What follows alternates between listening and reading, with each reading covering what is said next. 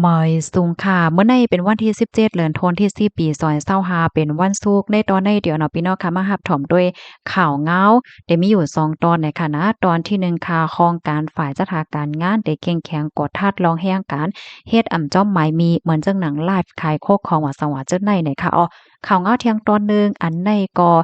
เกี่ยวกับโรยลองอันโลนเส้นสายหมายเฮ็ดว่าไวใหม่หลายจังไหนในไหลค่ายวันมันกว่าแทงยาวในค่ะอ้อพี่น้องเฮา อ๋อค่ะออนตั้งเปิ้นได้ก็เข้ามาถ่อมด้วยข่าวโหนในก่อนค่ะเนาะเมื่อวันที่16เดือนธันวาคมปี2025ได้มีข่าวเงาออกมาว่าห้องการลงฝ่ายแห่งการค่ะไล่ออกมาเปิ้นเผาลาดว่าจ้อมหนังดีอันมีก้นหวานก้นเมืองตึงลาดมาว่าคบทบหันก้นหยานเมืองค่ะเนาะพี่น้องเจ้าแขลักหลอมเหตุการณ์รวยจ้อมหมายมีตั้งปะตอนเมืองเกาะกงเทพเฮ็ดให้ค่ะอ้อกำนันตั้งฝ่ายภูมิพลพรเขาในกอไล่ลงปืนดีกว่ากดทัดด้วยดีเฮิรนหลังนั่นเฮิรนนั้นแต่ก็มีไว้อยู่ดีในกิ่วซอยอินทามระสีเกาแขวงรัชดาภิเษกเขตดินแดงเมืองเกาะกงเทพนะคะก็เลยโทบหันว่าเฮิรนหลังนั่นไหนมันติเป็นเหมือนจังหนังเขาห้องว่าโฮสโฮสเทลนะคะนะปันพี่น้องแขกเขาขาดอยู่เฮ็ดจังไหนออปยอก็มีลวงเหตุการณ์เขาได้ล่าเผียวก็ขายโคของว่าซองว่าเฮ็ดจังไหนนั่นค่ะน่ะเนาะอันที่เขาขายได้ก็มันได้เป็นเครื่องใจโคตื้ออันเปิ้นโก้กว่าว่าอันเป็นแคปพลาอันเปิ้นเอามาห้อยว่าซองว่าเจ้านายเฮ็ดไหนค่ะพี่น้องค่ะปยก็ได้มีป้าเทียงข้าวโมนตั้งกินตั้งยามเฮ็ดไหนมาเจออันไลฟ์ก็ไลฟ์อยู่มาเจออันหางแฮ่นโคกลส่งออกกับอันลูกกาตั้งปะตอนเมืองแขเนี่ยก็เฮ็ดสร้างนาการอยู่ห้างไผห้างมันเฮ็ดจังได๋คะพอมีปุ้นพ่อนเขาเนี่ยก็เลยคบโทบหันก้นอันเจ้าหมายมีได้3ก้อเป็นก้นแข่2ก้อเป็นก้นก้นแข่2ก้อนได้ก็เป็นก้นนกเมืองเหตุการณ์โดยดีมีไหวขวางเหตุการณ์นะคะเที่ยงก้อนหนึงซ้ำเป็นก้นเมืองคมตุ่มเมียมมานะคะอันได้ก็จือบ่เร่งได้จางตีในวัดไหวแลดีอันเหตุการณ์ได้มันใจตีเหลียวกันเฮ็ดไหนคะตั้งฝ่ายภูมิพลพ่อเนี่ยก็เลยเอาโตเจอเขาในคาส่งกว่าดีโค้งปริกเสียก็ได้ปันตดตามกว่าว่าหนังในค่ะเกี่ยวกับเลยลองในภูมิพลพ่อนเขาในกอลาดว่าก้นยานเมืองนั้นก็ก้นนอกเมืองที่อันเหตุการณ์โดยดีมีไหวขว้างเหตุการณ์นั้นก็เหตุการณ์อันเจ้าเก่ามีส่วนไหลเฮ็ดนั่นเพราะว่าในจึงเดจ้างญาตดตามหมายเงิน5แห่งต่อถึง50,000 บาทปยก็เดญาส่งปอกขึ้นเมืองเฮ็ดจังไหนคมถึงเฮฮามปันย้อนไหวขว้างเหตุการณ์เที่ยงตาข้าวตั้ง2 ปีว่าเฮ็ดจังไหนคะ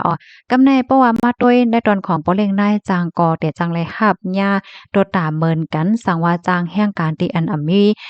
ไหวขว้างเหตุการณ์นั้นก็ให้แห่งการเหตุการณ์มีส่วนไหลเฮ็ดนั่นเพราะว่าในจึงแต่จังยาหมายได้ตั้งแต่10,000ต่อถึง100,000ต่อแห่งการ1ก่อค่ะสังว่าเฮ็ดพี่เหี่ยวเฮ็ดผิดเที่ยงเพราะว่าในจึงเตจางยาตามคอกป่น1 ปีแลหมายเงินตั้งแต่50,000ถึง200,000 บาทต่อแห่งการ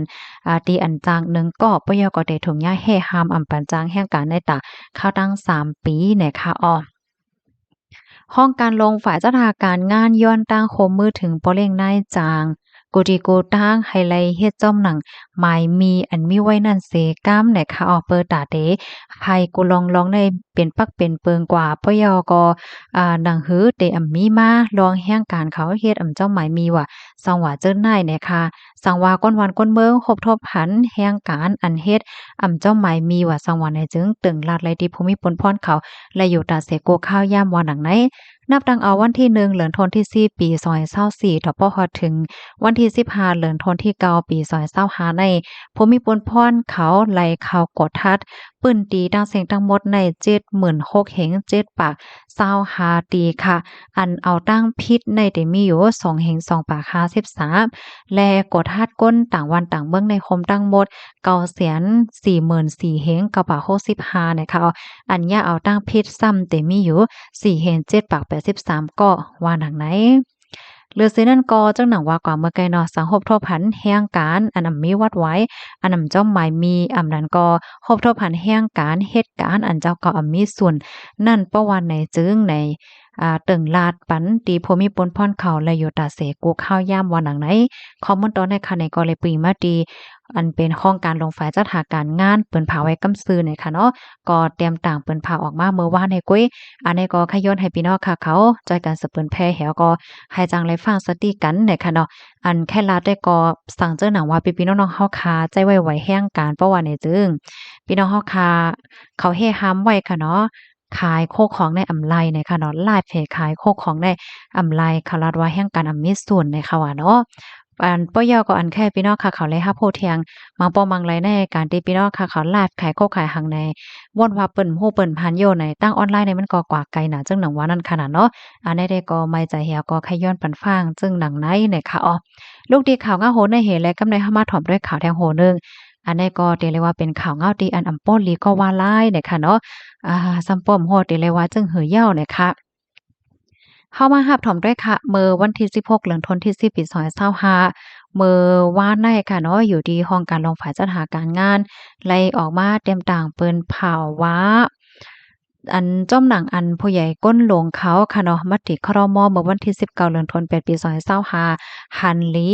รองตาเตแกลิดรองแห่งการมีอำกลมโทนและแห่งการจื้ออันอำไปแม่นจ้ำหนังใหม่มีอำไปมีไว้สังอำนั้นก็จื้ออันมียามมีไว้อยู่ตอมตั้นเกิดเหียก็ตกหล่นไว้นั่นให้จังมีส่วนลงเซ็นจือเฮ็ดไว้ใหม่หนังหือสำปอเดจังอยู่สร้างเศร้าเฮ็ดกันไลดีในเมืองไทยขนาดจำหนังถกแม่นจำบักเปิงหมายมีเหี่ยวก็เมื่อแต่มันได้ก็เปิ้นแต่ให้ลงก่อนให้จะมือโคเลือนทนที่10เนี่ยค่ะเนาะเหี่ยวก็อีกหนึ่งเงาหลายๆลองเหี่ยวก็เปิ้นให้ก็ซ้ำขึ้นหลายข้าวมันเที่ยงเปิ้นผาว่าแต่วันที่15ในนั้นค่ะน่ะเนาะอันนี้เป็นเลขเปิ้นผาอันลงมาที่ห้องการลงฝ่ายจัดหาการงานกำซื้อให้ในนั้นน่ะเพราะว่าพอถึงมาวันที่16เนี่ยก็มีเลขอันใดออกมาเนี่ยค่ะเนาะได้เปิ้นก็เตรียมว่าอิงเหนือพ่องย่ามมื้อเหลียวในเงาลายตั้งพอตอนแลนลินก็ไปมีลองหนิมเศร้าก็เปิ้นหนังนั้นแลไหนลองอันว่าเปิดตื้อตั้งให้พี่น้องแห่งการจื้อไปมีไว้อำนั้นก็อันเป็นตกหล่นตกหางไว้อยู่นั่นไหนแต่ย้อนค่ายข้าวยามมันกว่านะคะเตค่ายกว่าเมื่อไรได้ก่อมโหป้องว่าลองเปิดให้แห่งการที่อันมีไว้โลเซนจื้อนั่นเปิ้นปิกไว้